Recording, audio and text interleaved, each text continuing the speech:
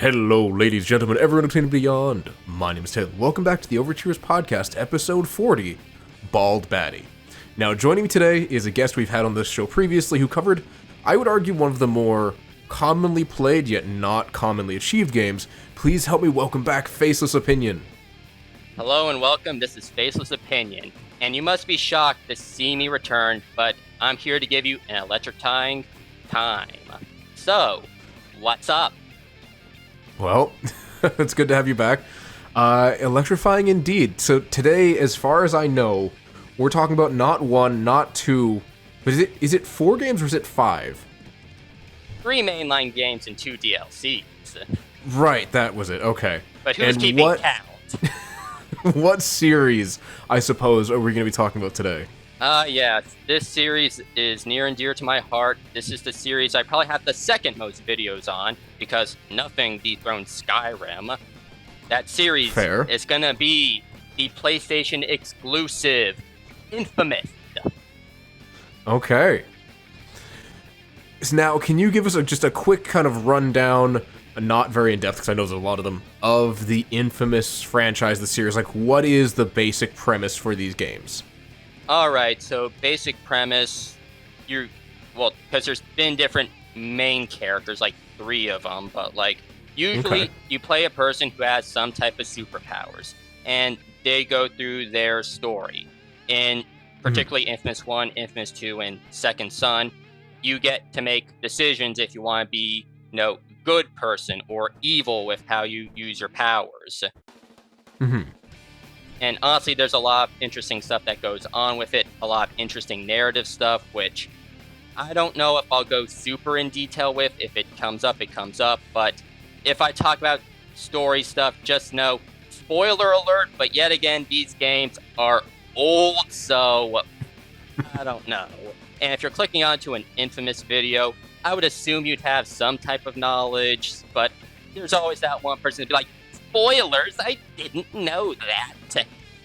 Yeah, and I feel like with Infamous in particular, you don't click on a video if you don't know the game very well, or if you're not willing to be spoiled, because like you said, it's an older franchise, it's kind of had its time, and if you know, you know. If you don't, that's on you at this point.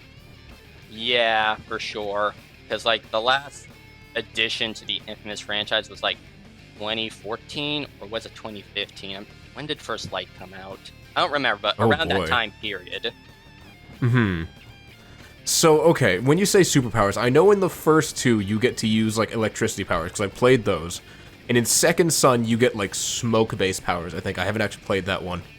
Are those the 2 main powers you get, or is there another subset of elements that I'm just not aware of? So, you're right about Infamous 1 and 2. You get electricity. While in 2, you do get the powers to get either ice or fire, but that's based off of karma, but we can go into that later. While for Second Son, you're actually 1/4 of the way correct, because the main character for Second Son, Delsin, his powers function similar to Rogue from X-Men, where he can touch people and get powers. Smoke was his first power.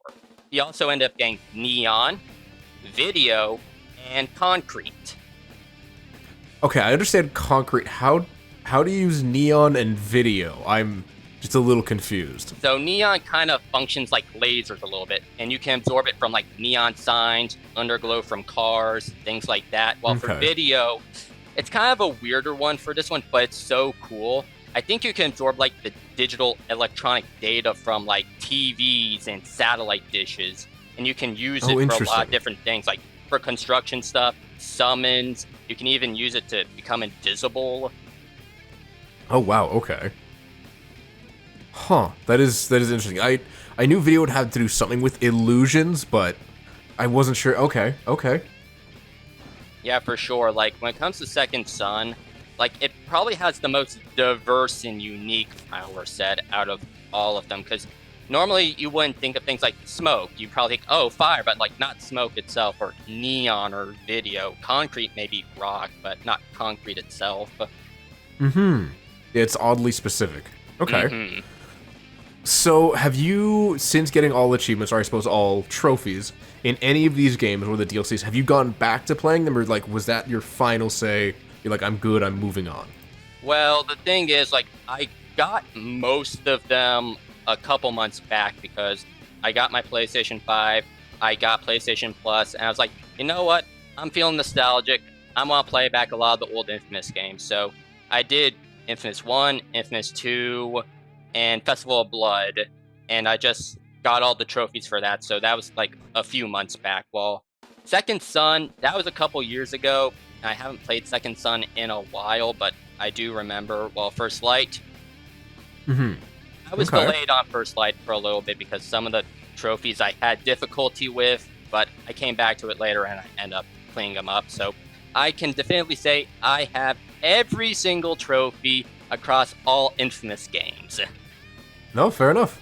No, just for clarification, First Light and Festival of Blood are the two DLCs, and which games are they DLCs for? Alright, Festival of Blood is the DLC for Infamous 2, while First Light is the DLC for Second Son. Okay. Yeah, just because I couldn't remember where they fell in the timeline. Okay, that clarifies things. So, how long, I guess kind of a per game basis, or even per DLC basis, do you think it took you to get all achievements in, or all trophies rather, in their respective games? Alright, so for Infamous 2, and Festival of Blood, I don't actually have a count because apparently my PlayStation doesn't record the time you play on PlayStation 3 era games. So interesting. Yeah, it's a real pain in the neck for that one. But based off of PSN profiles, and honestly, my time's probably going to be shorter because I kind of knew what I was doing ahead of time, because I played it a long time ago, so I knew what I needed to do. I knew the things to get stuff done quick. But for average, for PSN profiles, Infamous, the first one, takes around 35 hours. Infamous 2, around the same, 35 hours. Festival of Blood, 6 hours. It's not very long. You can finish it in a single day. Fair, okay. Second Son is around 20 hours, but when I played it, I did it for 62 hours total, but there's reasons for why I was taking my time with it. Okay. And First Light, it usually says around 20 hours, but I got done in half the time. Oh, interesting. Okay. Okay, so if we were to take the total of all of those, like the average time that you were giving me, that rounds out to about 106 hours. I'll take your word for it. I don't have a calculator on me. No, that's fair. Yeah, okay. 106 hours, 3 major games, 2 DLCs. Like, that seems reasonable in my head. Yeah, give or take. There's probably going to be somebody in the comments being like, actually, the exact number is... Yeah, I don't think I have that kind of community. Let's hope not, but we'll figure it out. If somebody does it, please give us the exact number. We want to know. Yeah, no, I wouldn't complain. What, in your experience, in your mind, was, I guess, the most fun game or DLC to play? Regardless of length, but just, like, for the amount of time you put in what you did, what was the most enjoyable one? Ooh, that's an interesting one, because a lot of the games have goods and bads for each one. I think gameplay-wise, Second Son and First Light are objectively the best because they're later. They refined the formula to the best. But if we're talking about like narrative and story, I think it goes 1 and 2, maybe 1 a little bit more. Well, Festival of Blood, that's just quirky because it's non-canon and you just fight vampires, and I just love that. Got it. Okay. No, fair enough. I have not played any of the DLC, and like I said, I haven't played Second Son, but I do remember, for the most part, the narrative between 1 and 2, and it was a decently compelling story. Okay. Interesting. So this one's going to be a little bit harder, I think, just given that we are talking about effectively 5 different games, basically. Why don't we start with do you want to go on, like, hardest for all of them and then easiest for all of them, or do you want to just go, like, this game, hardest and easiest, next game, hardest and easiest? How would you like to go about this? Probably we'll go this game, hardest, easiest, next game, hardest. I think that'd probably be the easiest and most coherent way so everybody can follow through on it. Works for me. Well, then tell you what, starting with Infamous 1, what were the hardest and easiest achievements for you? The hardest and easiest achievements. I say easiest one is going to be Electric Hobo. The name sounds ridiculous, I know, but basically it's so easy. you just hop on one of the elevated subway cars and you just ride it while traveling for like 2 kilometers straight. And my God, it's so fast on how it travels. Nice. Like, Okay. you don't understand the speed of that subway. Like, because you can like grind on power wheels and trail lines. Like, you could be traveling, that subway will catch up to you and just blam right past you, send you flying. Oof.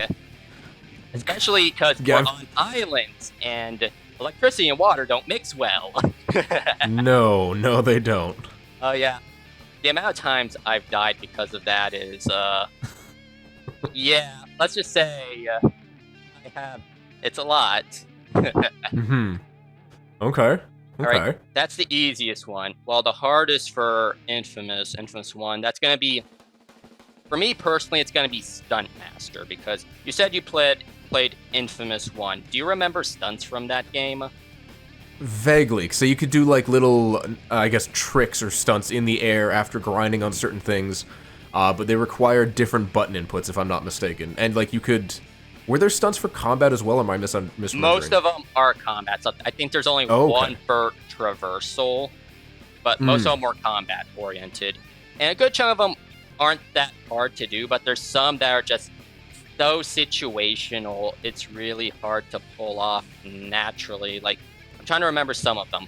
One of them is whack-a-mole, where you have to do a thunder drop, where you're on an elevated area, you jump off it, and you do a power attack, like to do an area effect damage.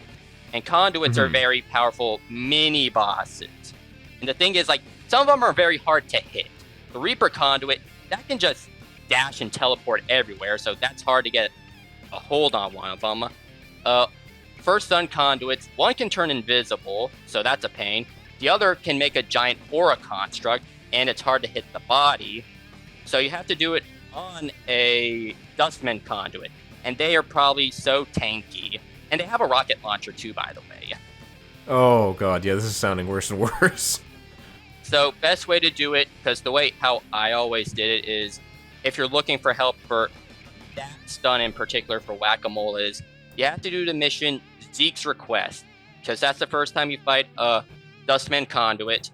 And if you position it right, you climb up and you do a thunder drop, you can knock him off into the water, and if enemies fall in water, they die instantly. So that's probably, if you can finagle it, you can do it that way, or you could just keep thunder dropping repeatedly till he dies from damage eventually. Assuming you don't die to his rocket launcher first. And he can also summon little crab swarmers that are very annoying and will always chase you down. Oh, lovely. Okay. Yeah, this is sounding more and more annoying. But oddly enough, I don't consider that the hardest stunt. Okay. What do you consider the hardest stunt? Right back at you, where you have to shockwave, so I have to send a blast, an enemy's grenade back at them, and they have to die from the grenade. Oh, no. Yeah, and there's 2 issues with it. The first issue is going to be that enemies don't really throw grenades that often. Like, there are some enemies that have grenade launchers, but you don't see them till, like, Island 2. And then the second one is, when you do the blast, the trajectory always gets wonky. It's so hard to position, and you never know where the grenade's gonna go. Either you overshoot it or you undershoot it, and you gotta be careful because you know they're gonna keep attacking, and that's assuming you're just going after a regular enemy. Because, like I said, they don't throw grenades that often. While the grenade launcher enemy, it takes a while for them to fire their shots. Gotcha. And if the grenade doesn't kill them, then the trophy doesn't pop. Yeah, the grenade has to kill them. Huh. Okay, that sounds really annoying. Yeah, that was the one that took me the longest. There are other stunts, but I don't want to complain about the stunts the whole time because we could be here all day. If there were some complaints for Infamous 1, it's stunts. I don't like stunts. Fair. Okay, I'm curious to see how it stacks up against Infamous 2 then. Actually, for Infamous 2... Yeah, good. Because for Infamous 2, they still have stunts, but they're not as bad as 1. And enemies do throw grenades more often, but you don't have to do right back at you. They just change the stunts on how you did them. Gotcha, okay. All right, So is the easiest similar or completely different? completely different, but funny at the same time. So for Infamous 2, the easiest trophy is called Discerning Taste, in which you get to kill a street performer imitating a statue. Because I don't know how familiar, but have you ever like traveled around and you see like street performers, and there's that one street performer who's like all painted in one color and they pose like a statue? In movies, yes, but not in real life. Yeah, so those are certain people you can encounter in the world, because in Infamous 2, one thing they did to like help you with karma, to get good karma or bad karma, is they have encounters to get stuff. Attacking street performers gives you negative karma. And that's like one of the things you can do, like kill street performers. But there is a funny, super funny side mission, Infamous 2, where you have to go fight a bunch of enemies, but they're all dressed up as those statues. Like you go into a park, they're all in statues, and they start moving, they start trying to punch and attack you. Oh no. But the thing is, you kill one of them, you automatically get the trophy. Oh, okay. It's so okay. random and funny. It's yeah, that feels like a stupid, developer had just like a grudge against these people. I know.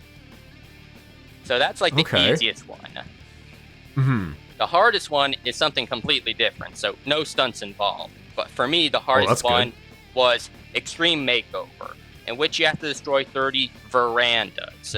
So in Infamous 2, context for it, it takes place in New Orleans, and I'm pretty sure you've seen pictures of New Orleans, especially Mardi Gras, with like the verandas, so you know what those look like, right? Yeah, of course. So you have to destroy 30 of those verandas. And the thing is, it's very finicky on how much you destroyed for it to count as one veranda. And the thing is, sometimes you have to leave an area, come back for more verandas to come in and respawn. But the biggest thing that really pisses me off about this trophy in particular, because it exclusively says 30 verandas. But you can actually destroy something else, and it will count. Wait, what? Yeah. So apparently, on how it's phrased in it, like in the description, it says 30 verandas, but if you read the description in PSN profiles, it says you just need to get the stunt Big Destruction 30 times, and that's you just destroy something very big. So I pivoted because destroying verandas is a pain in the ass. I went to the trail yard, and I destroyed a whole bunch of like those big oil tankers, and apparently that counts. What that? Exactly. It says destroy 30 verandas, but I don't know if I have to look it up properly to see that I'm not going crazy, because I have my notes. I made my notes a while ago, but I need to double check. Yeah, because those are just completely different things. Infamous 2 trophy guide, PSN profiles. Load, baby, load. I need to find this. This is important. The people watching need to know how annoying and absurd this is. Where's Extreme Makeover? There it is. Extreme Makeover. Go to it. There's so. It says destroy 30 verandas. And it also says other large objects. But you mainly focus on, the verandas. Yeah, that is... what? So yeah, because I'd be so annoyed. I was so f***ed up on the verandas part, just like, all right, the verandas, because I know where they are. But no, it says you can other large objects. The fuel tanks and the rail yard and Flood Town count. I didn't know that. That's insane. I know. I hate this one. Wow, I can understand why. Because it's literally a lie as to what they're telling you to do. I know. Oh my god, that was one of the last ones I ended up getting, by the way. I can understand why. Alright. I guess let's move on to, it was Festival of Blood, is that correct? Yes, Festival of Blood, the DLC for Infamous 2, where you become a vampire and you fight vampires. That is such a left turn for the series. It's non-canon, but by God, it's so ridiculous. I love it at the same time. That's fair. I honestly wish more DLCs kind of did quirky, silly things like this. But it sounds funny, it's just, it is so different. Oh, for sure. So for Festival of Blood, easiest trophy is going to be Dinner Theater, in which you get to bite a street performer and drain them of their blood. They really hate street performers. I don't know what the beef is, but yes, starting from Infamous 2 onward, there's opportunities to attack street performers, sign twirlers. Sucker Punch hates them. I don't know why. Wow, okay then. So yes, fighting a street performer, it gives you the trophy Dinner Theater. So the hardest one is going to be Play, Create, Scare, which you have to play 20 UGC missions. And to give some context for the viewers at home, UGC missions are short for user-generated content. They made their first appearance in Infamous 2, but since Festival of Blood is connected, it follows through with it to an extent. So basically, Makes simply sense. put, you, the player, can make your own missions and other players can play them. Okay. Think of it like Mario Maker. Mm-hmm. And for me, How complex can these get? They can get very complex, and a lot of people are a lot creative. And then there's other people who just like, I'm just gonna make a simple mission where you just have to wait 10 seconds, the mission's over, good job. Got it. Like, UGC missions, I love the concept of them. I think they're really good. It gave it so much playtime for me when I was playing it. But the thing is, I don't think the devs really circle and double check if certain UCG missions are good. Because when I was playing it, and this isn't a Festival of Blood thing, but Infamous 2 as well, some missions don't play well and are very buggy. Got it. And the thing is, you have to play 20 UGC missions for Festival of Blood for this trophy. And there is one for Infamous 2, but we'll talk about that one later when it's relevant. But UGC missions, it's either you really like them because they're very creative, or you really hate them. Okay, lovely. Yeah, that's usually how it goes with user-generated content. It's either like super great or it's just a nothing burger. But I think in Festival of Blood they made UGC a lot better because one addition they did in Festival of Blood that they didn't have in 2 was they could do, for Festival of Blood, you have comic book cutscenes, which was really cool. Okay. While in 2, it was just like the character standing around, text is at the bottom. It goes kind of quick. You don't get to read it that much. Yeah. Okay. Yeah, that sounds kind of boring. Yeah. Okay. Okay. Now, I'm curious to see how Second Son changes this formula. All right. Second Son, the easiest one for me is probably going to be Kicking and Screaming, where you finish off 10 wounded enemies or civilians, where you just, if they're down on the ground, kick them again. All right, then. And for the record, I don't mention it, but there are signs dedicated to the street performers and the sign twirlers. Not again. Yup. I forget no. the exact names, but those are trophies as well. Those are probably very easy as well. I'll give those a shout out and honorary mention because we love talking about them. So yeah, a lot of Second Son's trophies are oddly enough pretty easy. But there are some I don't like and some are tricky. But for hardest one, it's kind of 2 for 1, but they're more or less the same. And that's going to be True Hero and Infamous, in which you have to achieve the highest level good or evil karma that you're trying to get. The reason why I think it's harder is a few reasons. The first one is they changed the levels of how they do karma, because in 1 and 2, it was like 3 levels of karma. I think it was like, what was it? Guardian, Champion, Hero, then Thug, Outlaw, Infamous. I think I'm misremembering the Hero one, or maybe I got the order out of whack, but it's usually 3 levels. In Second Son, they changed it. It's 5 levels now. Oh. Yeah. Okay. And I think another thing that I don't like, which kind of makes it more time, at least for me, more time consuming, is Second Son has its fair share of issues. One of its biggest issues for me is a lack of side content. Because in Infamous 1 and 2, there were a lot of side missions, so many side missions, while Second Son is just gutted. does not have a big catalog of side content to do.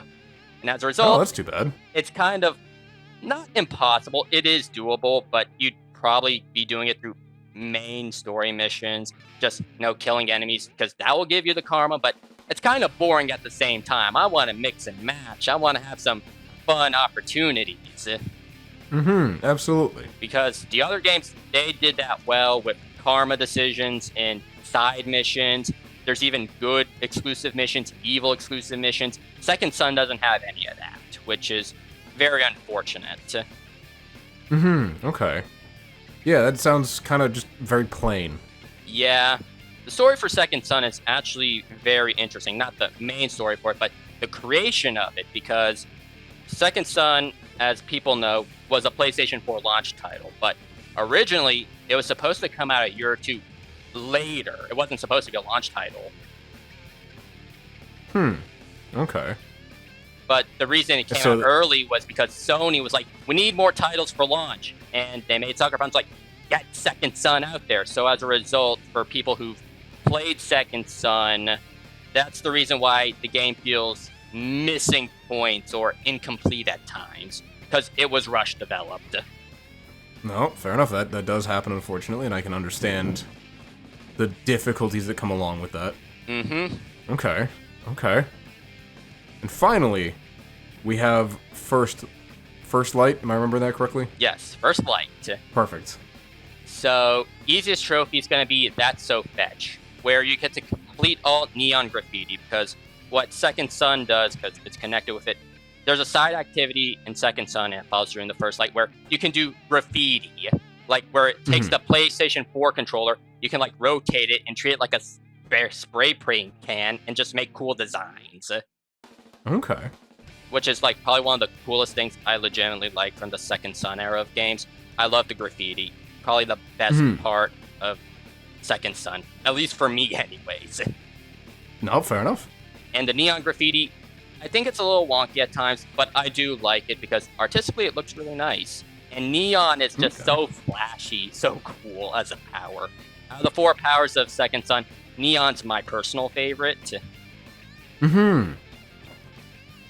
Okay, interesting. Yeah, so that's the easiest trophy. While the hardest one is going to be Beta Rescue Diamond. So one thing for context, in First Light, it throws in an arena system to where like you can like do activities, get points, go as far as you can. There's like the rescue missions, and then there is just survival. For me, Beta Rescue Diamond was the hardest out of all those arena ones for me, because the rescue missions, you have to save a hostage. But the thing is, the enemies keep getting harder and harder, and you can't save the hostage until all the enemies around it are dead. But the enemies get so tanky, like, my power, like, it takes so long to kill them, they kill the hostages. Oh, no. Okay, I see where... Yeah, okay. Yeah. So, that's usually the issue with the rescue missions. Like, I prefer survival more than rescue, but... yeah. That's one issue you deal with if you're doing the rescue missions. And you gotta get 500,000 points, which is a lot. Yeah, that's an insane amount. Okay. Yeah, that sounds... Oh, some of these sound really cool. Some of them sound deservedly hard. Some of them just sound boring. Yeah, that's or usually like how tedious. It goes. Okay. Well, that kind of sucks. But okay, so I'm curious. I'm really curious now for this next one. Then, what do you think were the most and least fun for you? All right, the most and least fun for me. Let me see. For Infamous, the most fun for me is going to be Fish in a Barrel, where you get to kill 50 enemies with water, because electricity plus water. Always a good combo. Yep, and there's usually puddles around the map, and like if they step up, like zap, or if you're in the sewer missions, some enemies will just be in the sewer water, and it's just like, oh, that's a choice. Zap. Okay. So, yep, that's always fun to do. It's just so easy kills. I remember accidentally killing civilians with puddles. Yeah, especially in Infamous happens. 1, because I was like, why are you standing there? Yeah, that's a thing as well. Mm-hmm. Okay, and so that was most fun. Yeah, the not-so-fun one for Infamous 1 is going to be a trophy called AC/DC. And no, we're not talking about the band. They are a pretty good band, though. It is. They're a really good band. I appreciate them. We're not sponsored by AC/DC, by the way. I wish. I know, for sure. But anyhow, so for how to get AC/DC trophy, you have to drain 750 megawatts of power from Empire City. The thing is, that's a lot. Like, sounds like it. When reading the description for it on PSN profiles, it basically says when you're doing like one of the sewer missions to get a new power, restore power, go to one of those Transformers things and just, it straight up says drain power from it for like 10 to 15 minutes. The trophy will pop afterwards. My god. Ugh. Mm-hmm. So yeah, you're just there draining power continuously for like 15 minutes straight. Riveting content. Yeah, it sounds like it. I know. It's such a pain. Huh. But it has a cool name, though. Yeah, no, it does. I can't argue that. Alright, so... And what about Infamous 2? Alright, Infamous 2. Alright, so the fun one for me is going to be Finish What You Started, where you get to perform 100 finishers or ultra melee combos. So, in Infamous 2, they completely overhauled the melee component. You finally get a proper melee weapon called the Amp. Hands down one of the coolest weapons ever. It looks, to describe it for the people who've never seen it before, it looks like an electric tuning fork. And you can do... Yeah, no, I love the thing. If I could get a real-life version of it, I would. That's fair. I'm not one for tattoos, but if I ever get one, I would get the Amp. That's how much I love it so much. Okay. But all the cool... finishers and ultra melee combos with it is so sick. Like, especially all the stuff, like, you run up to an enemy, you use your powers to levitate them, you get behind them and wham, like a baseball. Or you can just run up, dab them with it, twirl around, and just send them crashing into the dirt. Those animations are amazing. Okay, yeah, that's fair. So awesome. I love the Amp. One of the best additions to the game overall. Alright, so that's fun.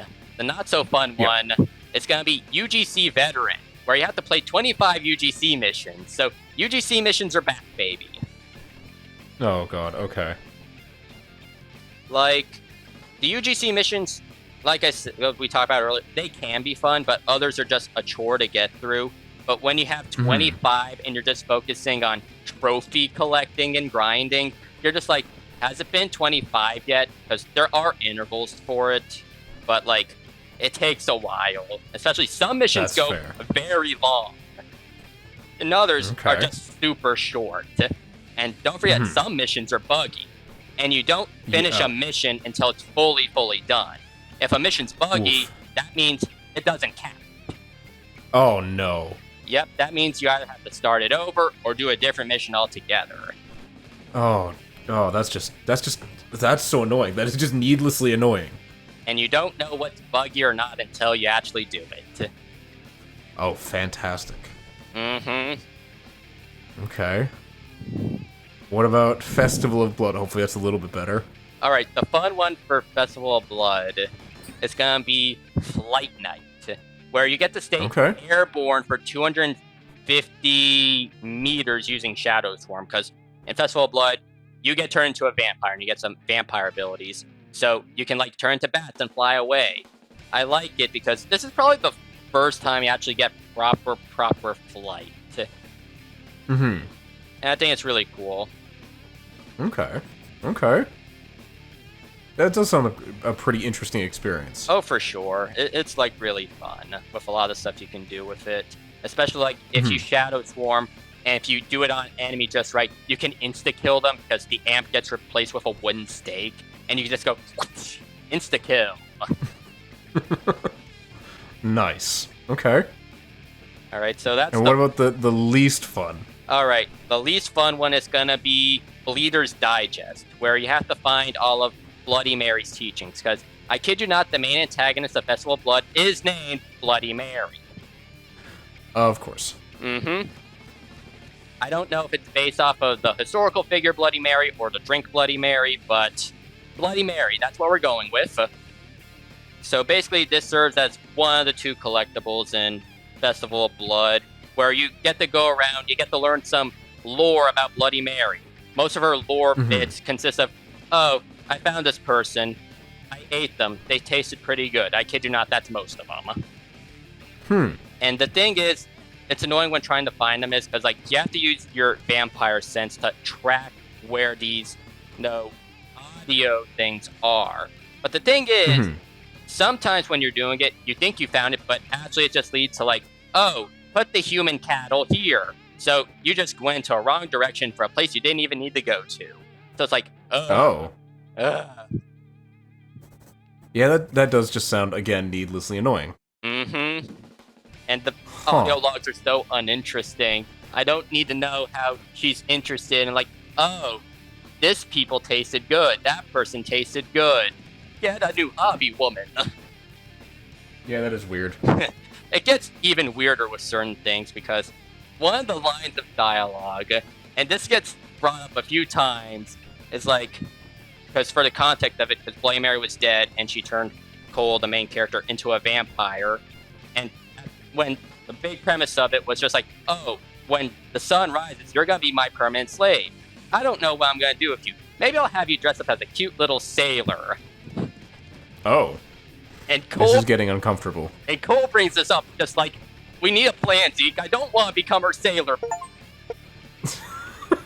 This is just weird. Okay, then. I might be paraphrasing, or maybe I'm just misremembering, but I vividly remember that being talked about. Huh. So... Okay, then. At least better to be a sailor than a street performer, am I right? There are some people who would agree, some who would disagree. Let's compromise. A street performer sailor. Ahoy! Oh, dear God. Okay. And what about Second Son? Which is also weird that it's the 3rd game. I know. Second Son, but secretly the 3rd game. Mm-hmm. Yeah. I know, the nomenclature is kind of weird a little bit, but let's just carry on. Alright, so, fun trophy for me for Second Son is going to be coloring inside the lines, where you complete all the graffiti stencil art stuff, because I mentioned earlier the neon stuff. Like I said, I love the graffiti aspect of it. It's so good. And it's really creative with some of it. Personally, I love the evil graffiti a little bit more, because it's so mean-spirited to the antagonist group, and you're just low-key clowning on them. Like, I think it's really cool and creative on what they do with some of it. Okay. Interesting. Yeah, I've seen really cool graffiti on it, but like I said, never played the game myself, so haven't fully experienced it. But yeah, again, as a runner-up, I could mention the sign twirlers and street performers again. Oh no, okay. I mean, since we're on the topic of it and you keep laughing about it, you might as well just keep bringing them up. I mean, fair. But yeah, that's fun trophy, going inside the lines. While the not-so-fun one is going to be blown cover, where you have to defeat all DUP secret agents, in which you have to go to an area, you have to find an enemy dressed up as a civilian, and then when you find them, you either have to, I forget if you have to chase them down or actually fight them. Maybe a bit of both. I don't really like those. I don't really like those. I don't know what's a proper terminology for it, but I call it the hide and seek missions, or the cat and mouse missions. I don't like those missions. Okay. Just a lot of chasing someone to get the objective? Yep, chasing, and it's always the same type of enemy archetype. It's never that interesting. A lot of the enemies in Second Son aren't exactly the greatest. There's not much diversity when it comes to enemies there. Oh, okay. Because, like, for a lot, Infamous 1 and 2, they have, like, 3 main enemy faction groups, while for Second Son, it's like one and technically two sortas, but I don't count the others as proper groups because they're not organized. They don't have different archetypes. They're not organized. They're just random people with guns. Okay. Okay, gotcha. Mm-hmm. Yeah, it does sound kind of boring. Yeah. Okay. And finally, what about First Light? Yeah, so for First Light, the fun one is going to be Event Horizon, where you get to defeat 100 enemies with the Neon Singularity. So basically in the Second Son, First Light gen games, like you can get like ultimate powers where you do it and like you could just wipe out a whole bunch of enemies. For Neon Singularity, what you do with this, you charge up a whole ball of neon energy, you fire it like a Hadouken, and then it forms like a black hole effect that just sucks people into it. Oh my god, okay. Like, don't get me wrong, like, I think when it comes to a lot of the unique powers for Second Son and First Light, they're kind of like, holy crap, that's crap. Yeah, Neon Singularity, probably one of my favorite ultimates in all honesty, because you're literally making a black hole. That is insane. Okay. So the not so fun one for First Light's gonna be Top of the Class. This one involves the arena again. Remember when I mentioned 500,000 points is like the highest thing for each thing you can get? Well, roughly for those trophies. So for Top of the Class, this is what you have to do for it. Let me read the description for you. You have to earn a total of 10 million points in the arena. Okay. 10 million. And how easy is it to get points? Survival's probably the best way to do it, and it's gonna take a while. Like, around 500,000 points, that's when it starts getting really, really hard. At least for me anyways. But the thing is, it's cumulative. Out of all arenas, like, it accumulates over time. But the fact that you kind of have to do, like, how many rescues? I forget if there was, like, 5 or 6 different things you can do. So that's, like, 500,000 for each trophy. So that's, like, around 3 million. So you got another 7 million to go. Oh my god, that sounds atrocious. I know. It's such a grind. It gets tiring doing the same fights over and over again. Yeah, I can imagine, because there's probably specific fights that will just give you more, so you instinctively focus on those, so you're not there for hours. Combos is the way to do it as well, because I think the more enemies you hit and attack and keep going and using special stuff, I think it continues on as well. Neon Singularity is your best friend. When you have it, save it till you see a big group of enemies, then fire that sucker and send them to the void. Alright then, got it. So, winning solution is black hole. It's always the winning solution. It sounds about right. So, okay, another thing I'm curious about, and this is a most fun versus least fun. In each of the games, which karmatic path do you find more fun? Being the hero or being infamous? For me? Yeah.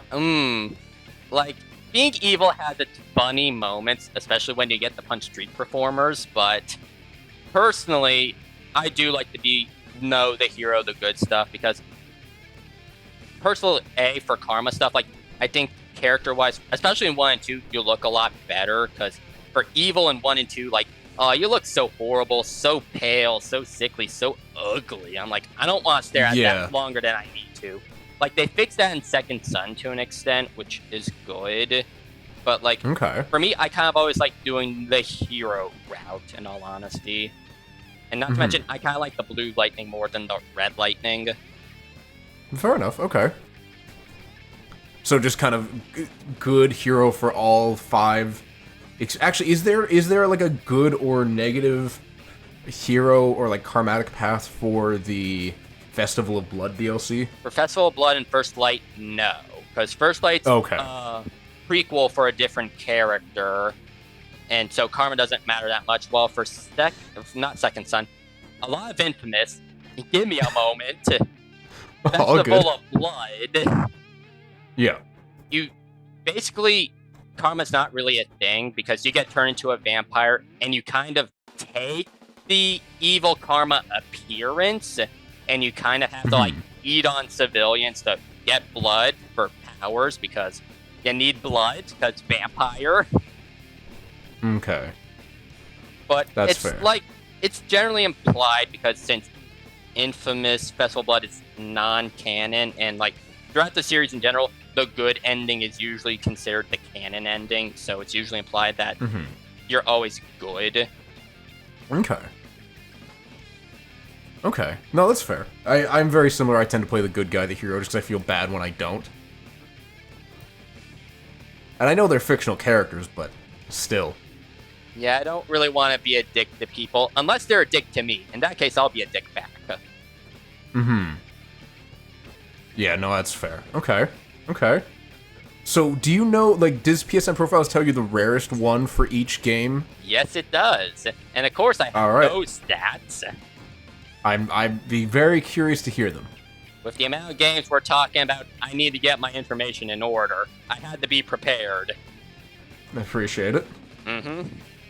Especially with a game franchise I love, I have to put in the effort and work. All Fair right. enough. So let's talk about the rarest ones. The ones that are always the hardest by people to try and achieve. So for Infamous 1, it's going to be Rock Hound.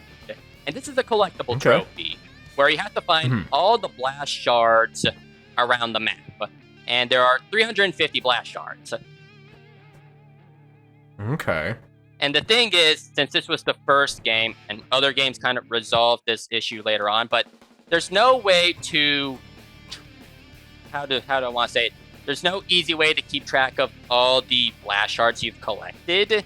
They don't appear on the mini-map, so you have to go around collecting them the old-fashioned way. Oh, no. Yes, and when I was trying to do this, I think I got all of them, but I was missing one. Yeah. Yep, I was missing one. And I'm like, I'm on the verge of, I'm tweaking, I'm about to crash out. I'm like, oh god, 349, and where's my last blast shard? So I have to retrace my steps, but luckily I found it. It was one of the earlier ones I missed. I don't know how I missed it, but I got it, and I collected all of it. And yes, I agree, this one is very painful to do. It's so rare, it's so hard. I think this was actually the last one I had to do for Infam. No, second to last one, actually. Yeah. Okay. Okay. What about... So that sounds absolutely terrible, because I've been experiences like that. What about Infamous 2? Hopefully it's a little better? So the one that people consider the rarest and the hardest one to get is going to be Pain Builds Character, where you have to beat the game on the hardest difficulty, which is hard. Okay. Personally, I didn't think it was that difficult. Like, the difficulty trophies for Infamous for me weren't that bad. Unless you're doing boss fights, that can be a bit tedious, but like, if you know what you're kind of doing, you can like kind of like figure out the plans. For me, for my thing on when I do the hard playthroughs is like, I do 3 playthroughs, but normally you can do it in 2, but I do 3. One's a good playthrough, one's an evil playthrough, then there's the hard playthrough, where I do the good route, because for Infamous 1 and 2, you get certain special abilities, like if you hit enemies with your lightning bolt, you slowly regain energy over time, so I don't run out of energy.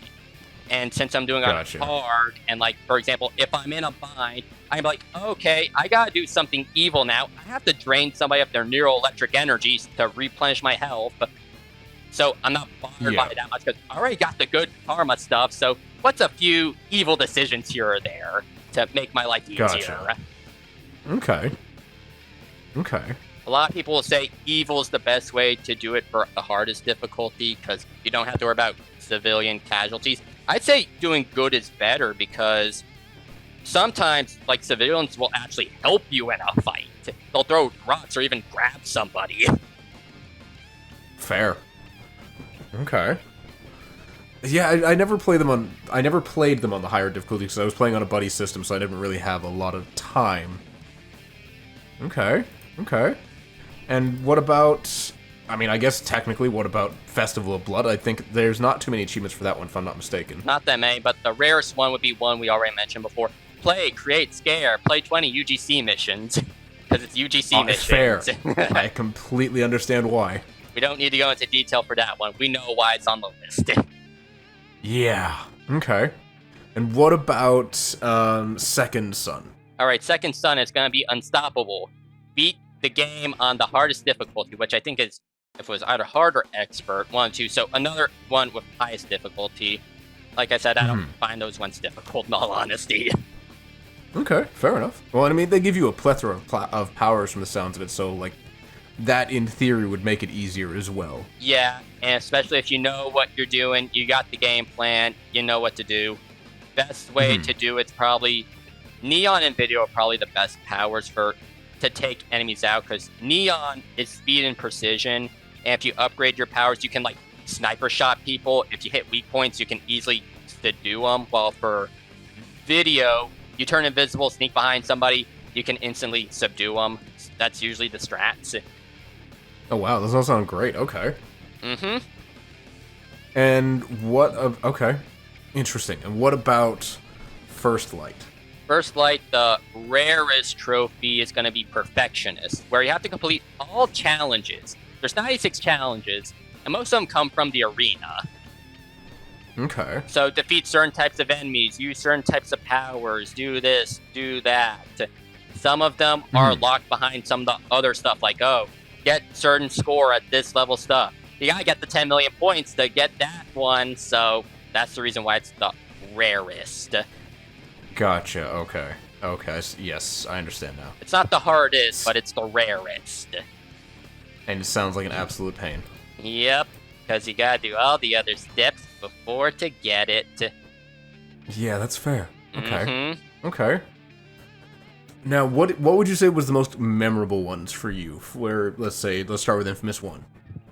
I think it's usually a blanket for all of them. I think a lot of the memorable trophies are usually the story-related ones, so like where you do a lot of the big story stuff.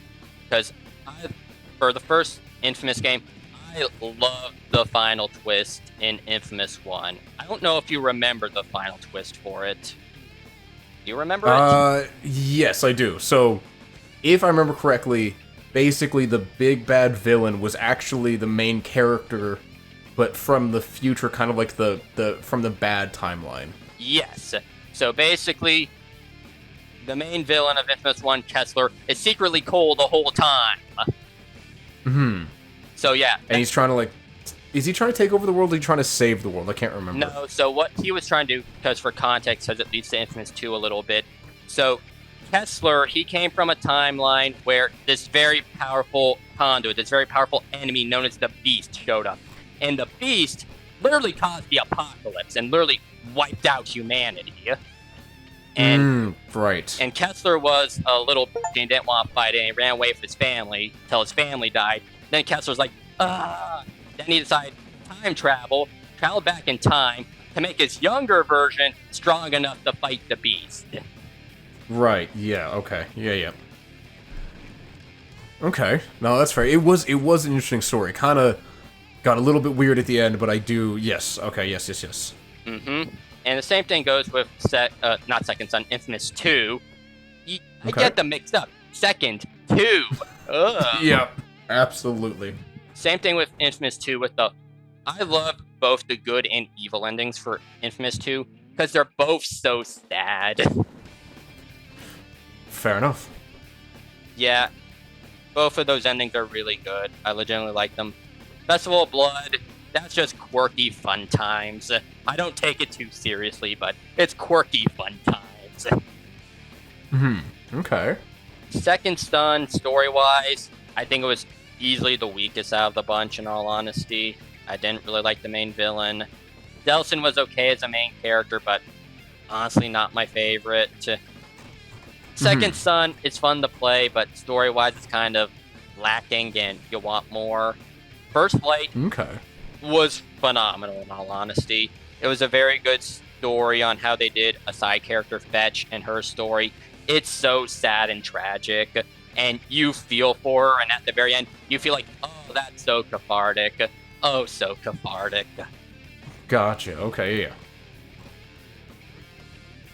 Okay, and wait, I'm trying to remember. Is it Second Son or is it number 2 where you have like 2 female love interests? That would be 2, and I think it's implied love interest because we don't see them get it on, but I think it's safe to assume that there's probably some sparks in the air. No pun intended. Or was it intended? Yeah, because one sides with you if like you go for the good path, and one sides with you for the negative path, right? The 2 love interests. Okay. One was Quo. She was the girl with ice powers. She's the angel on the shoulder.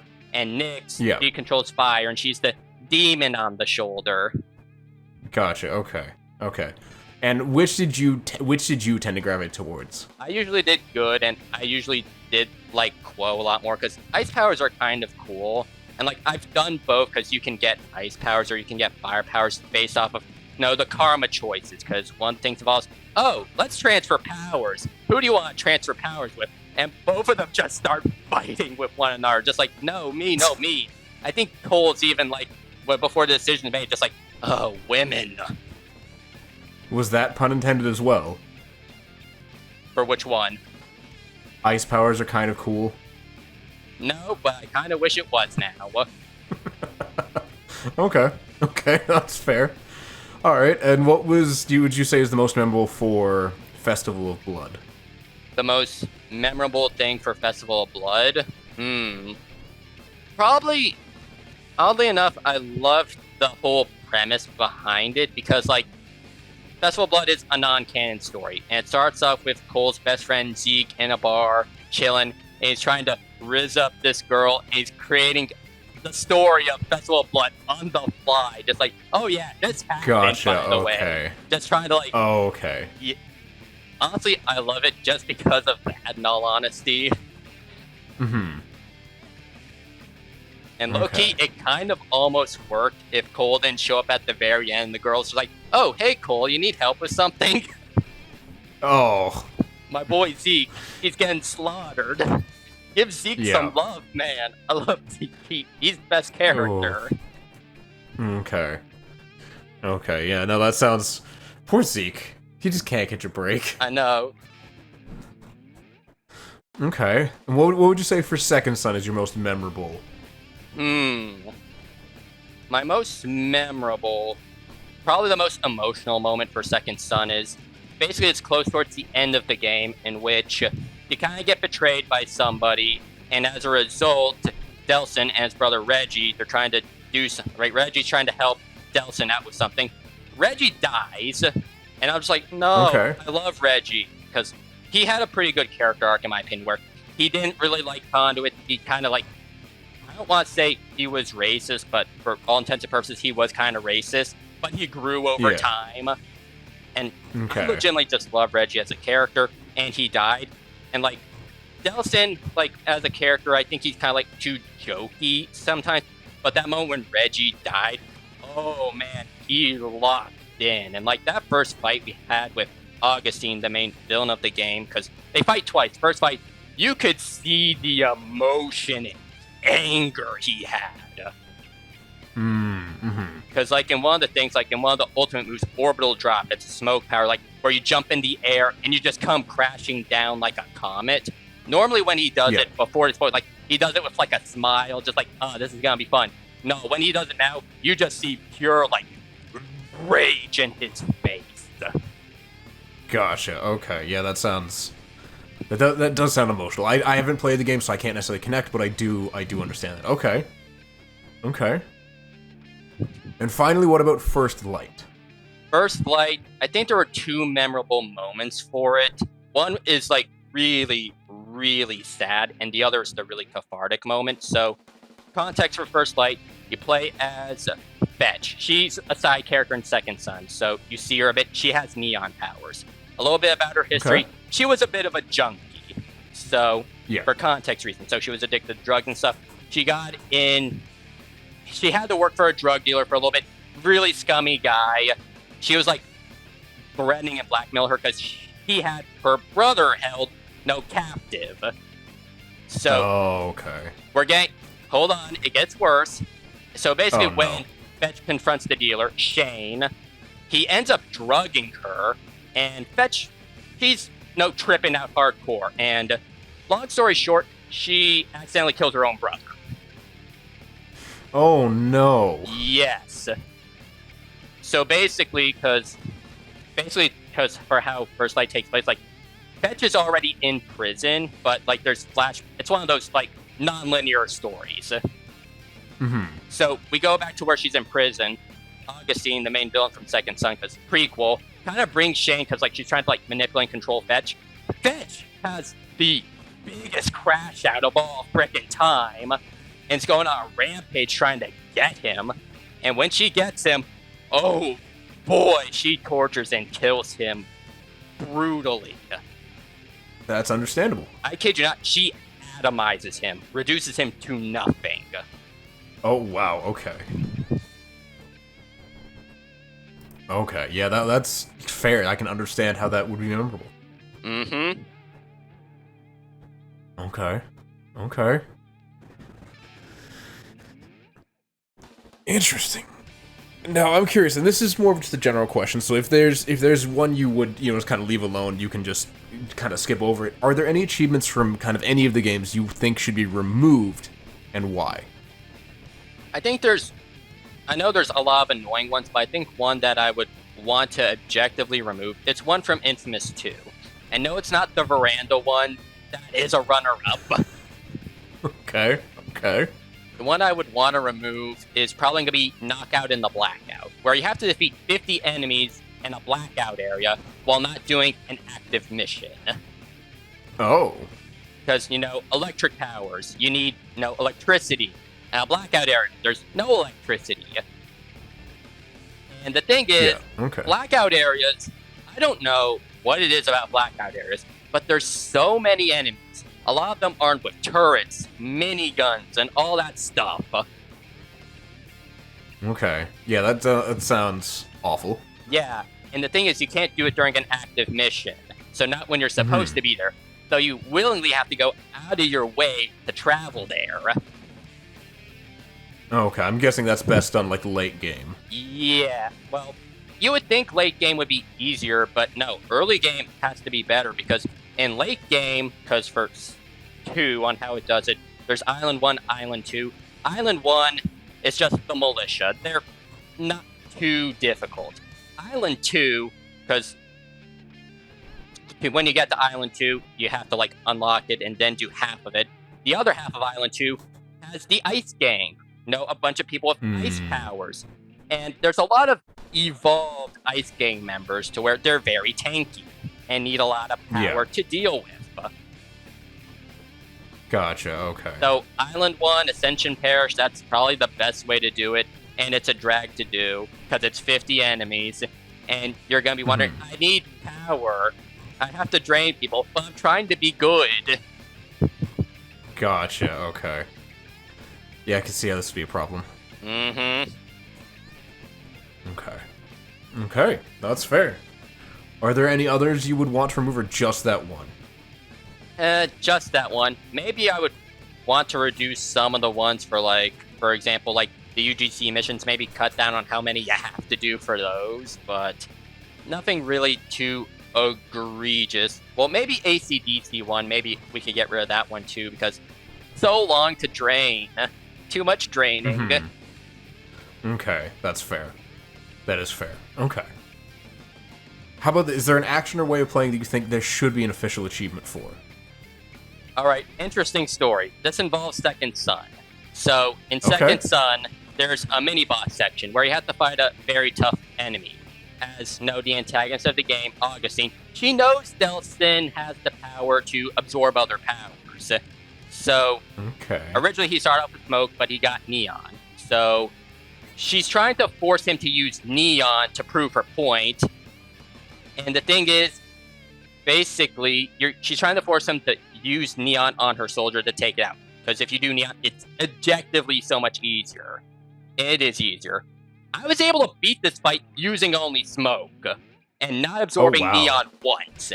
Which is challenging because there's no smoke sources for you. So you have to really ration it out, make your shots count. I restarted this a few times just to try and see if I can do it. And I was able to do it. I pulled it off. And then I was waiting for the trophy to pop. I'm like, where's the trophy? I'm pretty sure there should be a trophy, right? I checked the trophy list. It was, in fact, not a trophy. That does sound like an interesting concept, though, like just beating the boss. The final boss with, like, just your primary or, like, your original power. Huh, okay. I was so heartbroken. That was not an official trophy. I have the perfect name for it and what we could have called it, just using smoke to defeat that one enemy. Smoke and mirrors. That is pretty good. I can agree with that, okay. Because you're using smoke powers and you're deceiving Augustine still. Just like, I don't know what you're talking about. I beat him with just smoke. I don't need neon. Fair enough, okay. I don't think it would have changed anything, but by God, that would have been amazing. Okay. And how about this? Are you able to soft lock yourself out of any of these achievements? Like, is there anything where you'd have to do an entire another playthrough just to get the achievement? I mean, good and evil playthroughs, so I guess sort of, but I would say that's more missable than a proper soft lock, though. Okay. I can understand that. So yeah, it's just, like, more missable than soft lock, because, like, are there glitches? Sure. I remember playing Infamous 1, and sometimes, I don't know what would happen, but I just fall through the map and I just die randomly. It happens, because Infamous 1, as much as I love it, it came out in 2009. It's old as dirt. It'd be buggy sometimes. But nothing too game-breaking, in all honesty. Fair enough. So this one I'm curious about. How many times do you need to play the games to get all achievements? Like, do you need to do 2 full playthroughs to get, the Hero and Infamous titles respectively, or like can you do like a one and a half playthroughs to get them? No, you gotta do 2 because they are 2 separate paths altogether. Gotcha. Minimum number's gonna be 2 because there's trophies for good karma and evil karma, because it's one of those things like you have a decision. Good decision, evil decision. You do good decision. You get the trophy for it. You can't go back in time like, I need to make the evil decision. Okay. Okay, that's fair. So you just have to do 2 playthroughs for it. While Festival of Blood and First Light, that's only like a 1 playthrough because no karma. So that's what really is all about for that one. But the mainline game, just 2. I did it with 3 because I enjoy the games and I wanted to play it more, and the hard playthrough, I make that its own thing. That makes sense. Okay. And does the game reward you in any way for getting all achievements? Kinda, sorta. So, there's 2 examples of this. In Infamous 2, if you end up getting both the good and evil endings, like in the post-game, you will actually be able to use all the powers and abilities of the opposite karma alignment, so you can get everything unlocked. Oh, I like that. Okay. Yeah, so you do good playthrough, you do evil, then you can get all the good powers unlocked, and then so on and so forth. So that's a really cool thing I like. Granted, you're gonna need a lot of XP to properly get them all, but they do reward you some XP. Okay. And there was another moment in Second Son, when you get the Platinum Trophy, when that pops, Delson, he's going to say something. I forget the exact phrasing of what he says, but he says an interesting line, something around the lines of, all right, buddy, we've done a lot of cool things together, but we are officially done. Meaning that you beat the game, you got nothing left to do. Okay. That's nice they acknowledge it. And those are like the only 2 I legitimately remember. I don't remember if there was anything in 1. While Festival of Blood, I don't think Festival of Blood had a Platinum Trophy. I don't think it did. Oh, interesting. Okay. Yeah, Festival of Blood did not have one, but First Light did have one. But I don't remember anything happening you get for First Light, though. Fair enough. Okay. So this one I'm also curious about. Do the achievements themselves feel rewarding? In my opinion, I will say yes. They are rewarding. Okay. I'm a big fan of these games, and I consider them one of the best I've played. Like, out of all game franchises and all stuff, this is like my number 1. Yeah. And which is why I think when a person strives and tries to get 100% of all games and achievements and trophies for something they like, I think it's a way of showing gratitude that I love this game so much. I'm putting all the time and effort to show that, hey, I did it all. And which I kind of did. Okay. No, that's fair. That is absolutely fair, and I totally understand that. Okay. So does it feel like the devs cared about the achievements for these games? I would say so, because there's interesting story that involves a lot of the trophy data to an extent. So, history lesson. So, originally, they were going to do an Infamous 3. Not Second Son, but a proper Infamous 3. It was going to follow the evil ending of Infamous 2, because the brief recap for Infamous 2, for people who don't remember, in Infamous 2, good ending, Cole and all the conduits died. Evil ending, Cole becomes the Beast, and he goes around activating people's powers and going on a whole bunch of murdery fun time. So they're originally going to do the ending of Infamous 2. However, Sucker Punch and the game devs, they look at the trophy information, and they found out that most people got the good ending over the evil one, which led to them pivoting and leading to the creation of Second Son, for better or worse. Yeah. Yeah, okay. So, like, most people wouldn't find this canon, so why make it for the evil one? Yeah. Which is the Cowards! Which is the big thing on why good is considered canon because of that, which in itself, lore-wise, raises so many questions, because in the ending of Infamous 2, all the conduits died, or supposedly died, but Second Son takes place 7 years later, and they're still conduits, which is one of the biggest things the community has talked about. How are the conduits still here? Shouldn't they have all died 7 years ago? Yeah, that's fair. Yeah, and that never gets addressed. Oh. Well then, that's unfortunate. The funny part is they made a DLC called Cole's Legacy, where they talk about, oh, the conduits are back. And they never answer the question of how they came back. They just raise the question. Which angers me even more, because you know what the question is, but you're not giving me the answer. Gotcha. Yeah, that would bother me. I've literally made a theory video on my own channel talking about the possible reasons on how the conduits came back when I was talking about Cole's Legacy. And I like the theory I came up with, in all honesty, but that's a story for another time. Okay, that's fair. Do you need to get 100% in the games to get all achievements?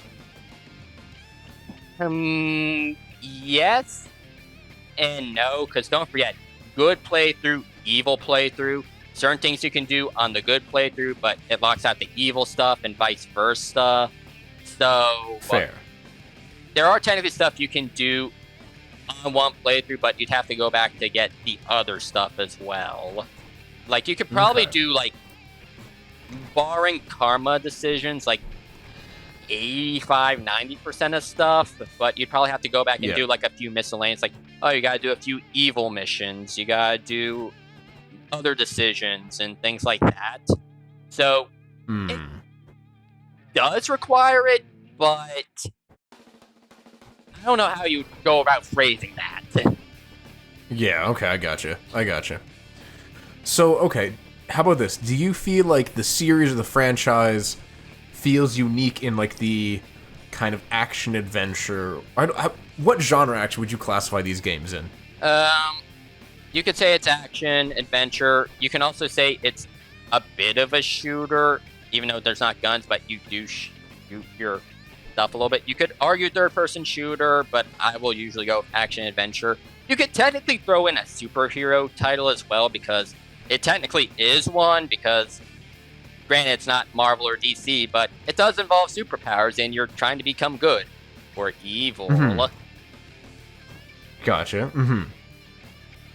Okay. So, let's say compared to something like, let's just say Prototype. The Prototype franchise was kind of the one that came out alongside, or kind of as a rival to Infamous. The comparison, I think you might agree with that. Yes, I've made a video about all comparisons.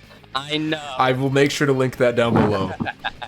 But, Would you say that the achievements for Infamous feel unique in that kind of superpowered genre? I would say so, because the biggest defining trait, I guess two of it, would be like the cool, unique powers, and then like the karma decisions. Because karma's the biggest thing for it. Make good decisions, make evil decisions. So that makes sense. And you do have powers regarded to powers and abilities, like gliding a certain distance, traveling this, headshots, using powers in certain ways, so things like that. But I'd honestly say karma's probably the most iconic, even though it is very binary. It's either good or evil. I kind of wish they kind of tweaked it a little bit over time, be like, oh, maybe don't tell us what's the good choice and what's the evil choice. Let us make it and let the repercussions come back later. Yeah, that'd be nice. That sounds like a great idea. Personally, one thing I would love them to do, if they ever make another Infamous game, which I have my doubts about, but if they ever do, I would kind of like it where they do 5 different endings. Like, you got the hero ending. You have the good ending where you made some good choices, but not full hero. A neutral ending. Dark ending, where you did some evil stuff, but you're not full-blown villain. Then you got the villain ending. Okay. I would like to see it, but I also know it'd be kind of difficult to probably try and map it. But yet again, Shadow the Hedgehog was able to pull it off, so what's your excuse, Sucker Punch? Yeah, if Shadow can do it, anyone can do it. Especially with the amount of branching paths for that. No, that game was nuts with it. What was it, like 11 different endings? Something like that, yeah. And I think there was not necessarily a trophy, but there was a crazy number of endings. So my point still stands. It's doable. Absolutely, it just takes a lot of work. Okay. Did you find yourself using any guides for any of the games? Yes, especially for the first game when it comes to the Blast Shard. As the game, I mentioned it earlier, it doesn't have a way to let you track and locate them. 350, well, technically you can get more because certain side missions you can get them, but for that trophy, it talks about ones in the environment, not the ones you can collect randomly from like side missions and stuff like that. So I needed to do that. So I had to go on YouTube and find a walkthrough to help me do it, which helped a lot. So much help. Okay. I will, if I can find them, I will link them down below so that if, for whatever reason, you listening or watching at home decide to do this. I think I might actually have that saved somewhere. Let me double check my notes. Yes, I know the YouTube channel that helped me on my journey for the Blast Shards. It's going to be a channel called Jaymer. Jaymur. He also made videos for Dead Drops, another collectible, and other stuff as well. But those Blast Shards, that's their big help. Thank you, Jaymer. Without you, I would probably be cooked. Okay. Well, thank you to Jaymer. Appreciate that on Connor's behalf as well. Okay. So this one, I think we've kind of already answered, but I'm still curious to ask. Has this changed the way you look at the games, and do you regret going for all achievements? Alright, has it changed the way I looked at the games in the franchise? You know what? It has. For the longest of times, I would always say that Infamous 2 was the best game in the series, but after playing all the old games, my view kind of shifted a little bit, and I'm going to pivot. I'm going to say that the best game in the series is going to go to the first game. As for me, I think everything was at its best, like story, characters, karma, a lot of that stuff was going to be the first game. Was it perfect? Absolutely not. Not by any means. It has its flaws for sure, but I think other titles improved some of those flaws, but overall for me, I think Infamous 1 is that best game and my favorite of the whole series. So yeah, Infamous 1, my favorite. Okay, interesting. I wasn't sure what to expect because, again, I have not experienced them, or at least I haven't experienced all of them, so I wasn't sure. I remember liking 1 and 2, but I wasn't sure if Second Son would change that, so that's good to know that kind of 1 holds its quality, but it's also kind of sad that the others don't necessarily have that same quality. 2 in Second Son, they have their good things. In Second Son, graphics is at its best. A lot of the powers are very unique. and all that stuff. All that's very good. 2, I think it really expanded upon a lot of the stuff, but I think it under-delivered on certain things, well, particularly for story-related stuff. But I think it did good for, like, world building and fleshing out the characters more than we got in the first one. Well, first one, narratively, I think it was at its best. Okay. No, that's fair. Interesting. And finally, would you recommend other people go for the all achievements or not? And is there a certain type of player that might really enjoy or really hate this experience? Alright, my thoughts. Alright, I would recommend it. Infamous is such an underrated franchise, and it needs to get more attention. So if you're a fan of open world games in which you can do what you want, this game is for you. You can use your powers for good or evil. It can be a grind in certain things, and at times feel tedious. But I'm glad that I did end up getting every single trophy for all of the entries in this series. Okay. Okay, well that's good. I guess the dumb question here, is it possible to still get all trophies for this series, like through an emulator, or do you just need to buy a PS3? Well, actually, I guess technically you could buy a PS5 and go on the PSN store. You can do PlayStation Plus. That's how I did it. Like, you can just stream it that way. Granted, it's their PlayStation 3 era games for 1 and 2, so minor issues here or there. My biggest concern about going back getting the trophies was for Infamous 2 and Festival of Blood to an extent, because the UGC missions, because those are technically online trophies. Yeah, are those still... Well, I guess you did them recently, relatively speaking, so those would still technically be accessible, wouldn't they? At the time of when I was getting all those trophies, and I did for 2 and Festival of Blood, this was around December 2024, early January 2024. Yeah, December 2024, January 2025, so around that point in time. The servers were still on and working to an extent. I don't know if that's the case now. But, gotcha, okay. So it's one of those things to, like, double check, and you won't be able to double check properly till, like, you're a little bit into 2 to where you get side missions and then UGC missions become available. So, yeah, it's one of those things you can't... You might get locked out of one day. Eventually. But you can't be sure. But at the time of when I did it, it was working well, and was still working. Okay. Well... Everyone, take that for what you will. Understand that if you do try to do this, you might get locked out of online trophies. Such is the woes and experiences of an achievement hunter. Online trophies. You either love them or you really hate them. Yeah, that's fair. I personally hate them. Same. I just wish they didn't exist. Yeah, online trophies are just such a drag, especially when they shut down the servers. But since for Infamous 2 and Festival of Blood, theirs is kind of different because it's not like, oh, Call of Duty, there's no players on the map. It's like, it's single player. You just need the servers to access the UGC missions. Okay. So that should... So in theory, someone could maybe host like a private server, potentially.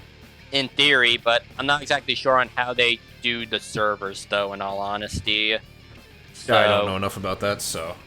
UGC is interesting. I've always wanted to make a mission... Not a mission. Well, I did make missions on it, but not good missions, because that is a trophy, by the way. Making a mission in UGC, which I just do a basic default preset one, but I always wanted to make a video talking about it in more detail, because it's a really interesting concept, and if they brought it back in a later title and introduced elements for, like, different enemies from different games and all that stuff, I think that could slap really hard.